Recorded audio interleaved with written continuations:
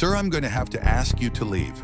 The voice sliced through the morning chatter of the cafe, drawing eyes from every corner of the room. The young manager stood stiffly behind the counter, arms folded, staring down an elderly man in a faded Marine Corps jacket. The man, maybe late 70s, looked up with confused, tired eyes. "I'm just waiting on my coffee," he said softly, voice fragile like old paper. His hands trembled as he fumbled with his wallet. "You've been here for over an hour," the manager snapped, loud enough for the entire cafe to hear. "We're running a business, not a shelter." The silence that followed was suffocating. A few people turned their heads away. Others whispered behind their phones, filming discreetly. One woman muttered under her breath, "Is he even paying?" Another rolled her eyes. "Ugh, probably homeless." The old veteran nodded, not defending himself.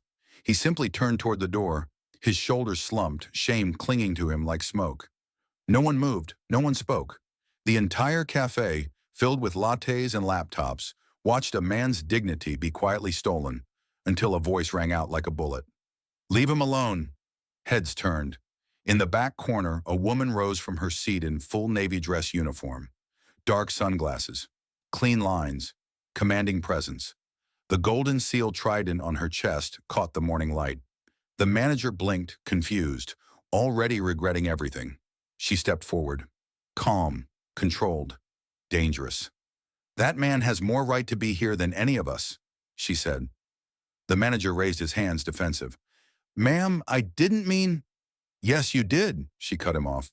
"You saw someone you thought didn't matter, someone who didn't fit your clean, curated space. But that jacket? That's not fashion. That's sacrifice." The old man stopped at the door, his hand resting on the handle but not pushing it open. Something in the commander's voice made him pause. Maybe it was the steadiness. Maybe it was the fact someone finally said something. She stepped beside him and looked around the room. "Do any of you know what it's like to come home from war and feel like a ghost? To watch your friends die thousands of miles away, only to be forgotten the second you step off the plane?" Her eyes swept over the cafe like a scalpel. "That man fought in Vietnam. He was 18 when he was handed a rifle, 19 when he lost a leg. He came home to protests, insults, and silence." Now the murmurs changed tone. A few customers looked down, embarrassed. One woman wiped at her eyes. The veteran stood a little straighter, not because he was proud, but because someone had finally seen him. Commander Vare turned to the manager again. "You want to make this right? Start by comping his coffee, and maybe his breakfast. Then thank him for what he gave up while you were still in diapers." The manager nodded quickly. "Yes, ma'am." But she wasn't done. She turned to the entire cafe, voice ringing with controlled fire. "If seeing a veteran in your space makes you uncomfortable, the problem isn't him.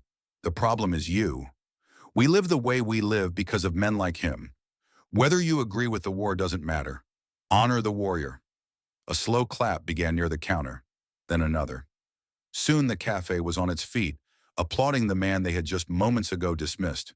The same crowd that looked away now looked with reverence. The old veteran, Carl, stood frozen, blinking back tears he hadn't shed in decades. Nina stepped closer to him. "What's your name, sir?" "Carl," he said, voice barely above a whisper. "Well, Carl," she smiled, "would you do me the honor of having coffee with me?" He nodded, quietly, gratefully, no longer invisible. They sat together in a booth, a young warrior and an old one, sharing stories and sips of warmth. What most people didn't know was that Carl came to that cafe every morning, not for the coffee, but because it was the only place that felt remotely alive. He wasn't begging. He wasn't lost.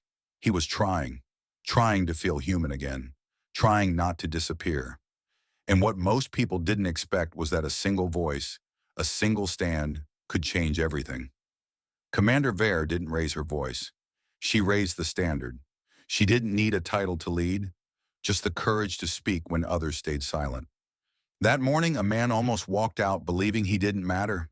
But because one soldier spoke up, he walked out a hero again. Sometimes the greatest act of patriotism isn't on a battlefield. It's standing up for those who already gave everything. Before we wrap up, tell us in the comments where you're watching from. If this story moved you, hit that like button, Share your thoughts and subscribe to be part of this growing community of dreamers and doers. Your next life-changing story might be just one click away.